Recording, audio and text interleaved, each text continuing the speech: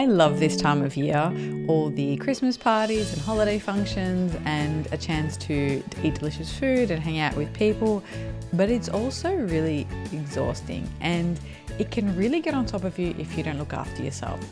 One of the questions that I get asked a lot, or well, maybe I choose to talk about with my clients, is setting boundaries at Christmas time or during the holiday season. And it's hard, right? Because you have so many things, you're overscheduled, often have competing demands. If you've got kids, a partner, there's end of year celebrations, there's Christmas things, there's work functions, there's family things, there's Secret Santa gifts to buy or traditional food to make or bring a cake, bring a cheesecake. There is a lot going on and it can be really hard to know when to say no or how to set a boundary, not just in all of those events, but actually when you go to some of the events. I'm going to talk to you today about some of the ways that you can manage your energy and get through this busy time. What is a boundary? A boundary is not what you want the other person to do. And this is something that people get wrong. They often think someone's not respecting my boundaries, or I told them not to do this, or I told them not to call me.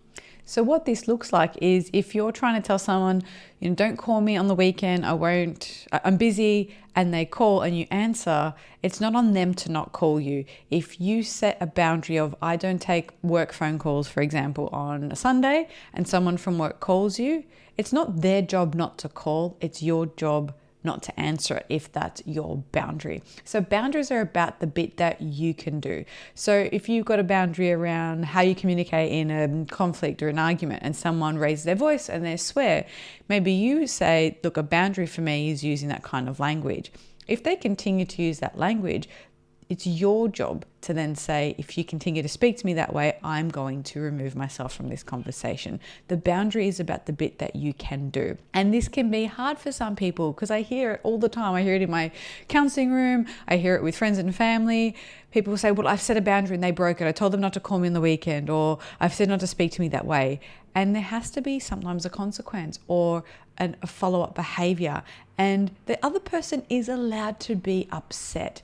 They're allowed to be upset that you set a boundary. And I'm going to talk a little bit more about that in a moment, but that's what boundaries are. It's the bit that you can do that you're okay with, and there's maybe a consequence or an implication or something that follows up. There's a follow through about that boundary. Why do boundaries matter? Boundaries are really important. They help you look after yourself. They're really important for self-care, for not feeling resentful, for managing maybe your workload, what you can expect to produce, whether it's productivity or even just your integrity, your ability to show up. If you say yes to a whole bunch of stuff because you just think that's if people would stop asking, then I'd be okay, and things keep piling on, and then maybe you overcommit and you're overscheduled, then you can't show up the way that you want. Maybe things fall through the cracks. It's not on people to not ask you to do stuff. It's on you to say no. So not having good boundaries can leave you feeling completely depleted or exhausted or resentful. And that's really important to recognize. If you're feeling resentful, it might be because a boundary's been crossed. It might be that you haven't followed through on something that you wanted to, or that you've said yes to something that was really a no. So boundaries are really important. Boundaries give us the opportunity to say no. Sometimes no is enough of an answer on its own. There doesn't have to be justification. Boundaries help us respect our own needs. You're allowed to have needs, you're allowed to have preferences, and you're allowed to say what those things are. Boundaries are also a form of self-respect, and I think this is a really important one. It also builds trust because, and I'll use the example of babysitting. Maybe someone asks you to babysit on a Friday night and you say, look, I'm really swamped right now. Friday night's not good for me. I can do Sunday if you like. They might be disappointed because they were really looking forward to a date night and you were their go-to babysitter. They're allowed to be disappointed. It doesn't mean you have to change what you said or how you said it. They're allowed to be disappointed, and you've offered an alternative. And what that does over time is it does build trust, because that person knows you've got good, strong boundaries. And so they can ask you something and you'll say yes and wholeheartedly mean it, or you'll say, no, I'm not able to. If they then came to you and said, look, actually, my father-in-law has had a fall and he's gone to hospital and we really need to go. Is there any way that we can make this work? That might be different. You might say, look, actually for that, sure, I'll stretch myself a little bit to help you out because that's a family emergency.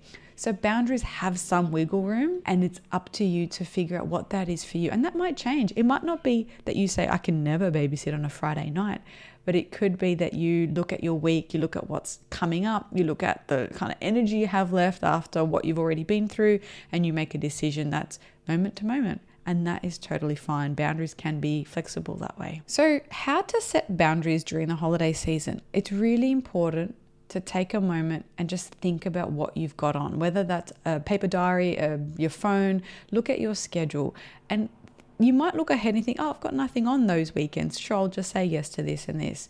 But then don't forget, things creep up. You might have nothing planned next weekend, but you still have a house to maybe clean and groceries to buy and errands to run. And then all of a sudden, if you're baking a cheesecake to go to someone's Christmas party and you're going to get home late and you've got stuff to do in the morning, that might be too much. So the first step is figuring out or recognizing your own energy levels and what you've got capacity for. Some of the common things that I see come up at this time of year.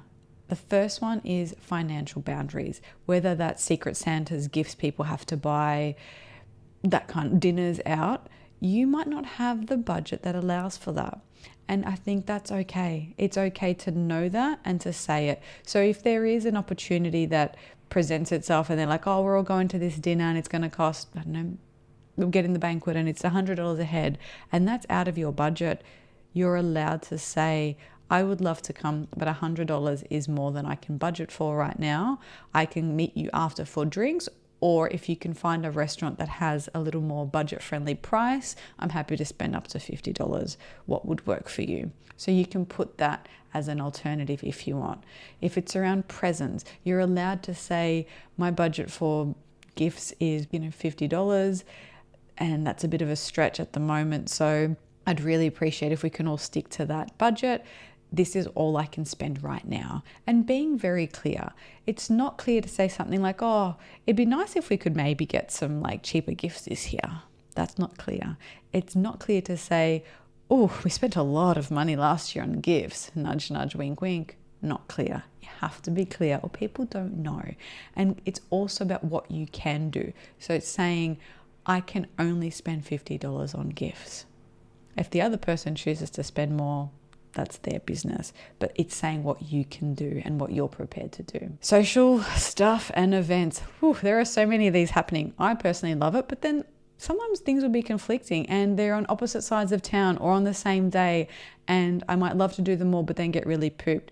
So figuring out what are the essential things. And maybe it is, I can come, but I might need to leave early. I'm happy to go. I'll take my own car so I can leave when I need to. I'm fine to do that, but I'll come a bit later, or I'm a bit uncomfortable. I'm going to bring a friend. So you get to figure out what the boundary is for you and set that, vocalize it to people, and it's okay. If it's around an activity that you don't particularly like, this is where I work a lot with my adolescent clients, and they find this really helpful, but so do adults actually. People sometimes just want to hang out with you. The activity doesn't matter as much. So if your friends are saying, let's go rock climbing, and you're like, I can't think of anything worse than rock climbing, you can say, look, I'm not into rock climbing. I can meet you folks after and we can have dinner.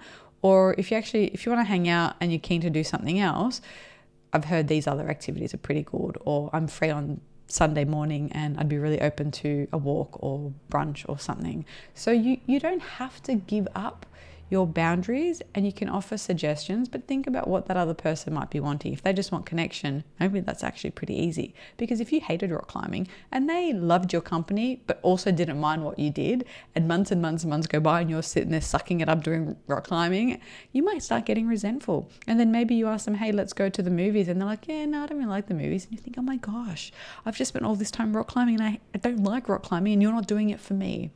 So it's okay to have those clear boundaries and to offer alternative suggestions. Behavioral boundaries.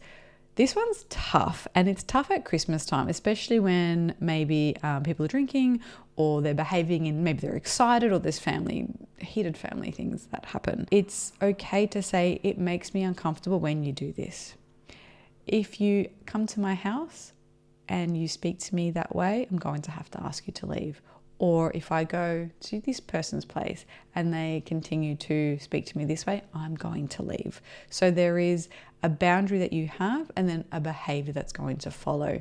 And you have to follow through. And it's not an ultimatum. It's not having it like a tantrum. It's actually saying it in a way that is clear, concise, and being aware what the consequences might be, and being aware of what people's capacity is. And if you've got some really prickly family conflicts that are kind of brewing behind the scenes, that might be best to get some advice around those things so you can understand them in a little bit more detail. And the last one I want to talk about is clarifying family plans and expectations. This could be, again, sort of like the overscheduling, having a lot to do, but being really clear. Maybe this year as a family, we're having a quieter one.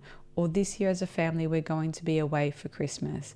And this is how we would like to celebrate with you. Or this is how we would like XYZ to look. So it's being very clear about what that looks like and making it, I guess, overting that to the people around you who need that. They are some of the situations that might pop up and might need some boundaries. So how do you set boundaries? I've given you some examples along the way, but I'm going to share 3 of my tips to help you set boundaries at Christmas time. The first is being clear and assertive and using I statements. I don't like it when you speak to me that way, and if you continue to use that language, I'm going to end the conversation. I don't like answering work phone calls on a Sunday, so if you call me on a Sunday, I won't answer the phone. It can be kind and clear and assertive. Offer an alternative. If that feels suitable for you, you can offer an alternative. I don't respond to emails or phone calls from work on a Sunday. If it's urgent, you can leave me a voice memo and I'll make sure to prioritize it first thing Monday morning. That's the best that you can offer. If that's not part of your job to be working 24 hours or be on call, that might be a suitable boundary. And that's okay to offer an alternative suggestion. Let's go back to rock climbing. I don't like rock climbing. I'm happy to go for a swim, do a Zumba class, go for a walk. Would any of those activities be suitable? If the friend comes back to you with, yeah, that's great. If they're like, look, actually, I really want to go rock climbing and I'm scared and nervous and you're one of my friends that I find really grounding, would you be able to come with me? You might have another counter offer and say, yeah, I can come with you. I can spot you for a little bit, or I can be there to pep you up. I'm not keen on actually giving it a go, and it's not something I want to do on the regular. Totally okay. Okay, so using I statements, offering an alternative. And then the third one, this is one of my favorite tricks. If it's around an event or bring a plate or something like that, that come to this thing and can you bring a plate?